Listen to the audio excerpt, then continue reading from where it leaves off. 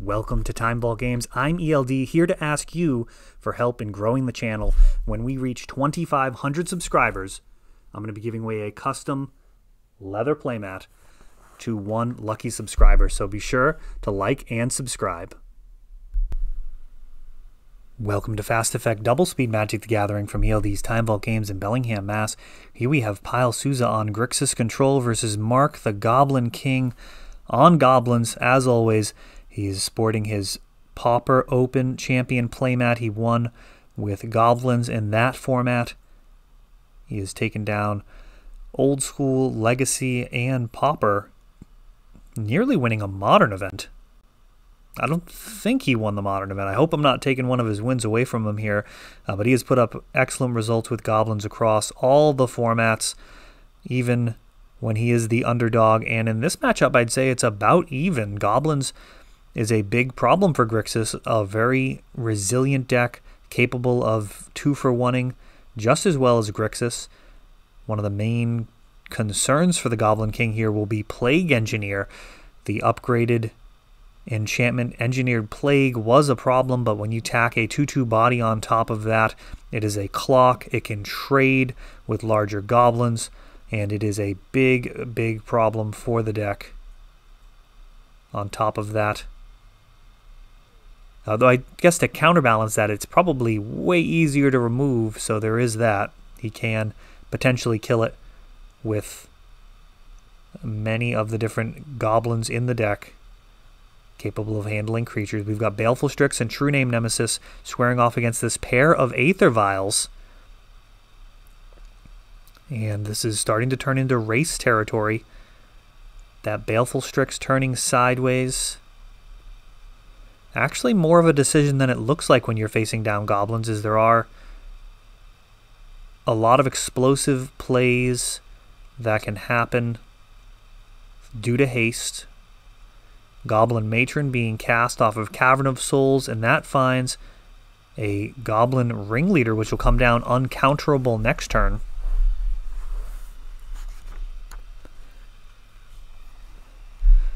Grixis may find itself in the very odd situation of contemplating bringing in Blood Moon versus this Goblin deck. It's mono red. Well, I guess it's got a black splash, but still, Cavern of Souls a real problem for the deck. I don't think it'll actually bring it in, but I mean, not much you can do about it. Munitions Expert taken down, and now Baleful Strix along with True Name Nemesis turning sideways. And let's see what this looks like. The shields are down here. 1 mana open. Looks a lot like potential Lightning Bolt.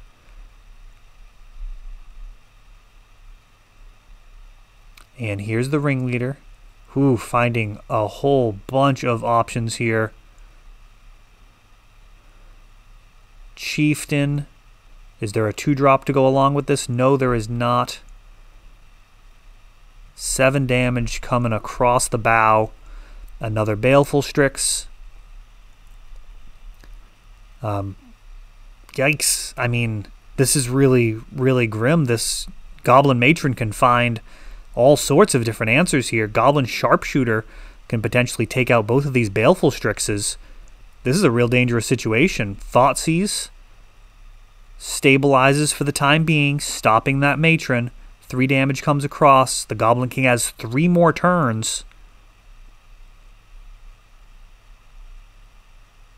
Cycle Gem Palm.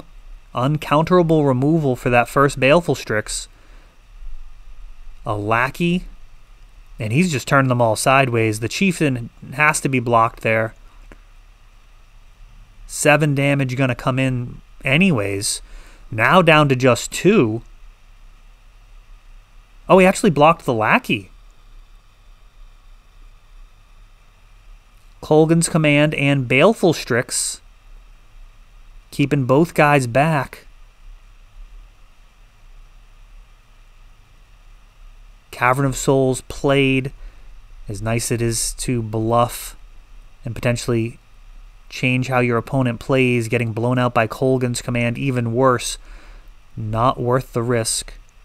Jace the Mind Sculptor, finding some resources, down to just 2 life.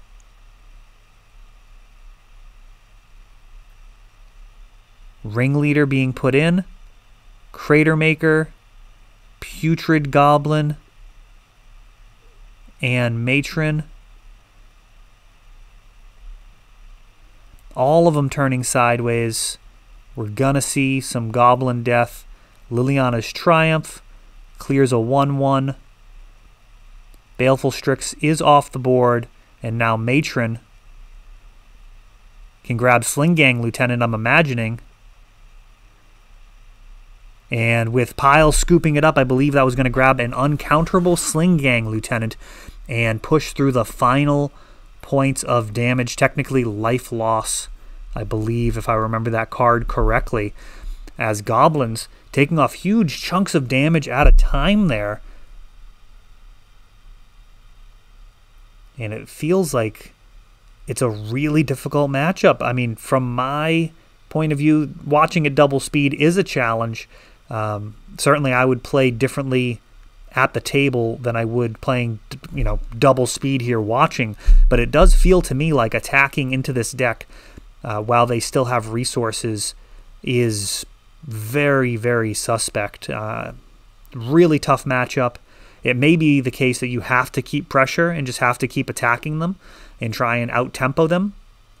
Or it may be the case where anytime that you are taking damage when you could have had a blocker is just life loss that you cannot afford. So let me know how you'd play against it in this matchup. Grixis versus Goblins. Do you keep that true name as a blocker and just make sure that you're not getting attacked? Find your Plague Engineer, find your removal, and just completely decimate the Goblin side of the board before you turn sideways?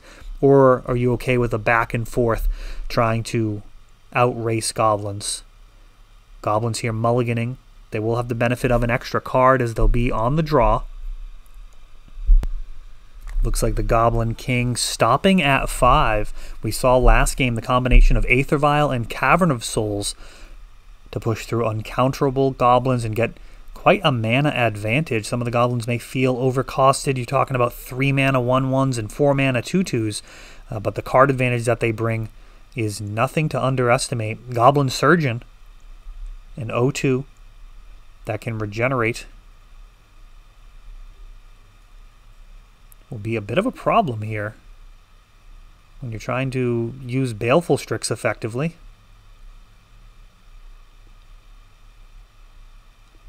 You just have to sacrifice a Goblin to regenerate. Goblin Cratermaker.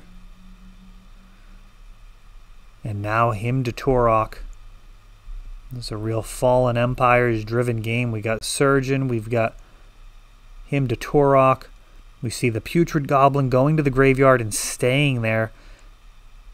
Not going to be persisting. That is in there for, I believe, Grimgully. I believe that's the name of the Goblin.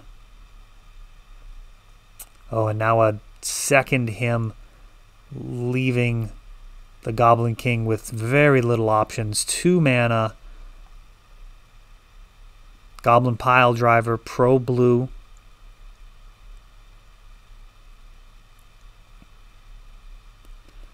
It's actually a lot of damage. Angarth's Rampage takes out the Cratermaker and a Ponder.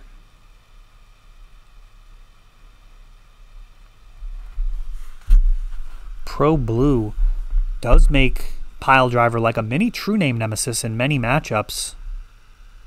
In this one, there should be enough removal most of the time to clear him. Fatal Push. It's going to set up a regeneration shield on the Pile Driver. Fatal Push, Lightning Bolt, the Edict effects. If you can get rid of all of the other Goblins, as we've seen Pile able to do here. Kolgan's Command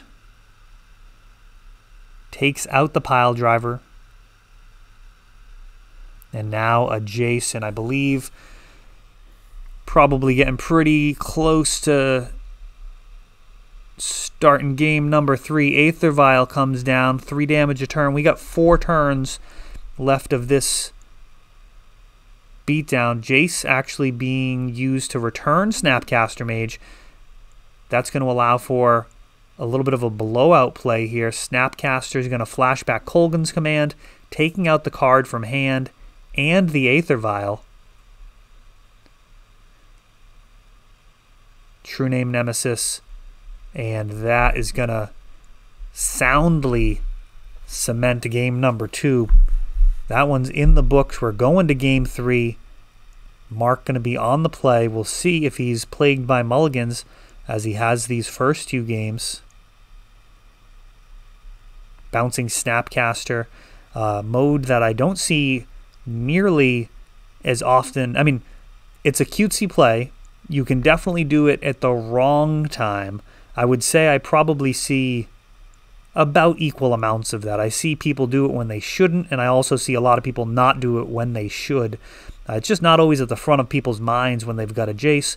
Many of those games they're going to win, 90% plus of the time. Like, it's going to take some really weird stuff to happen for them not to win. And it's in those situations where a lot of the times people don't find the optimal lines. And to be fair, you definitely don't want to be overthinking or wasting time in a tournament setting. Sometimes that in and of itself is an error. But yeah, bouncing Snapcaster to get that added value when you're talking about a card like Kolaghan's Command is incredibly powerful, often going to be far better than the Brainstorm or Fate Sealing your opponent. And as we saw there, they completely closed the door on any possibility of Mark pulling back into that game. All right, both players mulliganing. Cavern of Souls into Goblin Lackey. Does he have the answer? Thoughtseize takes a Matron, leaving just a Munitions Expert. Sending with Lackey.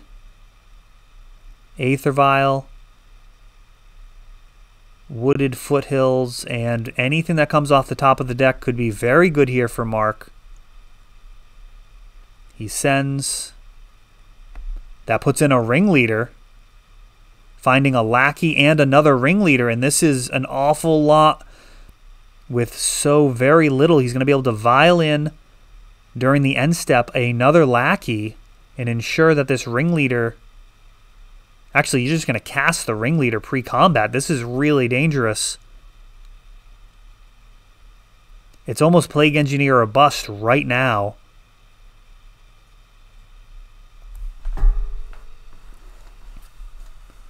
Underground Sea.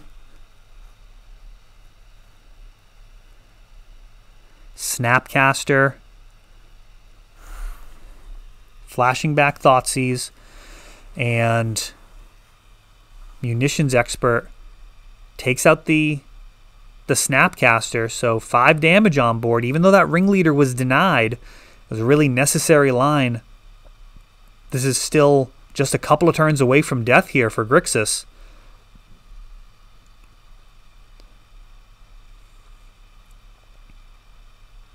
Has to pass the turn. Vial ticks up, giving even more options. Kolaghan's Command. That is going to target the Aether Vial and a Goblin Lackey. It grabs a Goblin Chieftain, and that's going to be lethal.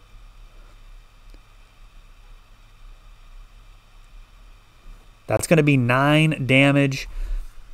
And Mark, the Goblin King, in a brutal war of attrition, shows us why maybe you should consider Goblins at your next Legacy event.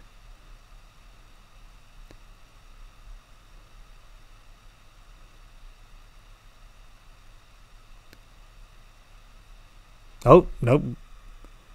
That was not lethal. He had the answer. He had the answer for the Chieftain. I called it too soon there.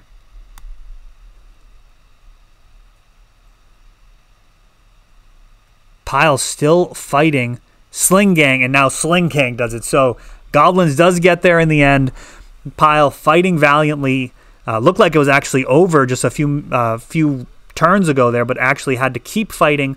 And then eventually Sling Gang closing it out. A card that is really a subtle, powerful printing. They already had Siege Gang Commander, but the ability to do it without committing the mana is just on another level and allows Goblins to close out games from all sorts of different angles. That is all for this one, but don't worry, there is a lot more.